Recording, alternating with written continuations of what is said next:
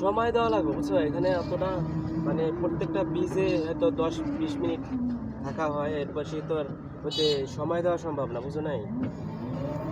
আবার ওই যে ওইদিকে যাওয়া লাগবে, আবার আমরা দুনিয়ার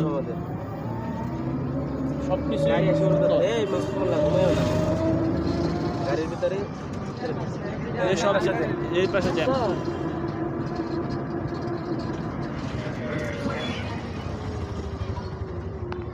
এখানে চান্দের মাছ ধরা টলা যাইতেছে, মাছ ধরা টলা যায় ওগুলো সম্পান সম্পান, ওই যে বাঁকা বাঁকা নৌকাগুলো আছে না, এগুলো সম্পান। মাছ ধরা টলার আরে বুঝছি, এগুলোর নাম হচ্ছে সম্পান। মাছ ধরা টলার ঠিক আছে, কিন্তু নাম হচ্ছে সম্পান।